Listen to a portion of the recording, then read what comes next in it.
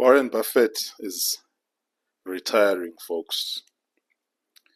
This year is the last year that he will continue as chairman and CEO of Berkshire Hathaway after 60 years in the helm of this conglomerate.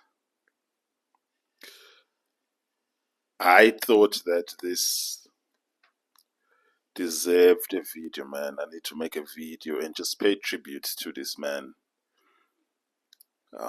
What a great American, what a great human being. Well, despite the fact that he's a Democrat, but that's besides the point. No one is perfect.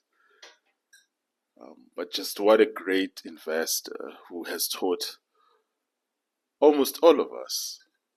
He has taught close to 4 or 5 generations of investors the secrets of investing. Warren Buffett, man, has been so influential on the investment circuit that even his utterances had the power to move stocks. As far as I understood, no other human being alive had such a power to move stock prices by just saying something positive or saying something negative about a particular stock or about a particular sector. And he had that power. And he is obviously one of the most respected investors, like, of all time. He is known as the father of value investing. Obviously, the father of value investing is Benjamin Graham, but many people don't know who Benjamin Graham is. Therefore, Warren Buffett is the de facto father of value investing. I first came across the name of Warren Buffett as a young man in my late teens who had a lot of dreams. I was at University of Cape Town, and I bought his book titled The Snowball. I still have that book. I don't have it with me, though. It's a lot of my books are in Cape Town. I just need to get them. It's in Cape Town with a lot of my books, especially the books that I bought 10 years, 15 years ago. Most of them are in Cape Town with a friend. And after reading his biographical work, The Snowball, which was so meticulous in terms of just journaling through his early life, his early interest in business and money, not just for the sake of money, but he was just interested in making wealth. And the first businesses that he started, the first partnership that he formed, before he dissolved his partnership into Berkshire Hathaway, which has been the main vehicle that he's been using for all of his investments since the 70s, I think, or like it's 60s. After reading his book, like, his book was so compelling, man, that and how much highly he spoke of Benjamin Graham and David L. Dodd. Obviously, I ended up reading. Oh yeah, he took over Berkshire Hathaway in 1962.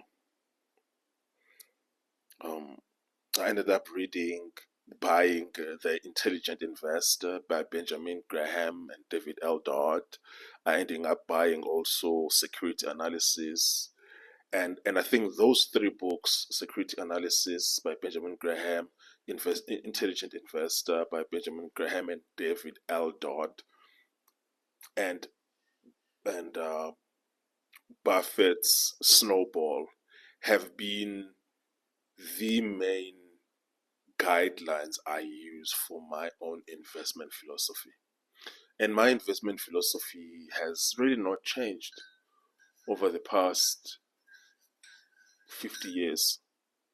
This particular investment philosophy is obviously what is called value investing, and I'm a strong proponent for it. It is the most sensible approach of approaching investments and evaluating securities, and even just evaluating companies on the private equity side. It is clear, it is concise, it is very sound. It is because of value investing that I have no interest in putting any money in things like Bitcoin and cryptocurrency. It is unthinkable for me that I would put any kind of money when I use value investing principles on something that is as poorly defined and as misunderstood, and whose value is so difficult or even impossible to gauge as cryptocurrency. So those are the guidelines that make me be bearish to the point of not touching cryptocurrencies. Obviously, I mean, Warren Buffett has come out himself and said that he doesn't believe in cryptocurrencies. But in order for you to understand why we don't, you need to read something like Security Analysis by Benjamin Graham or Intelligent Investor by Benjamin Graham. But more than anything, for me, his success, his focus, his hard work, doing something like this that he's done for the past 70 years, because he's 95 years old now, or 93 years old, is incredible, man. And there is no greatness unless you do something excellently and repeatedly over time. And that is just something that our generation actually needs to learn, because our generation thinks that you can achieve greatness overnight. There is no such thing as achieving greatness overnight. It does not exist. Greatness comes from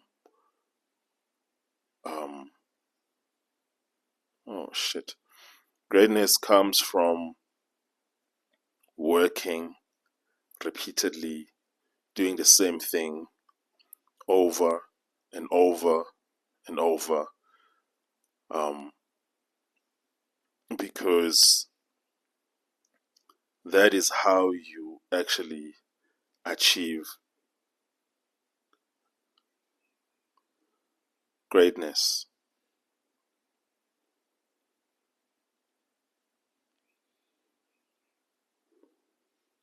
Repetition,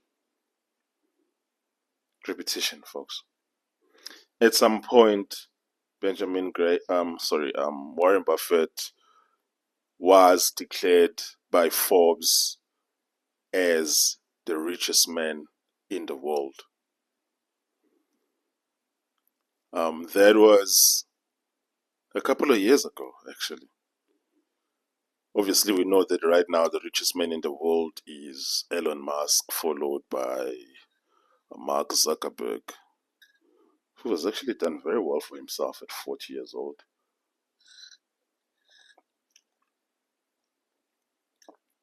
And then Jeff Bezos of Amazon, Larry Ellison of Oracle, Bernard Arnault of LVMH, that's the company that makes luxury goods like Louis Vuitton and all of those bags.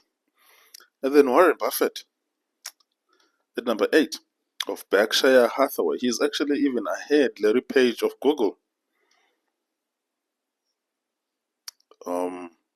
And the most interesting thing is actually that Bill Gates is actually not in the top 10 for some reason, because I think he has given away so much of his wealth, so he's no longer in the top 10. But Steve Ballmer, who is the former CEO of Microsoft, is now richer than Bill Gates. That's actually quite interesting. But the point I was making here is that at some stage, Warren Buffett was the richest man in the world. But obviously, it was never going to um, remain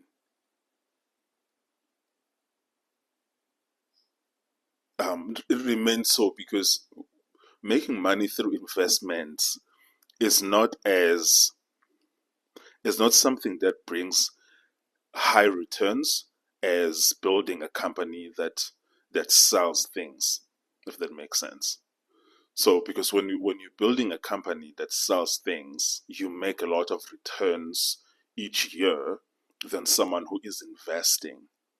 Investing tend to have much lower returns, but it tends to be sort of safer than just going out and starting a business. But I'm not going to go into that. There's no time for that.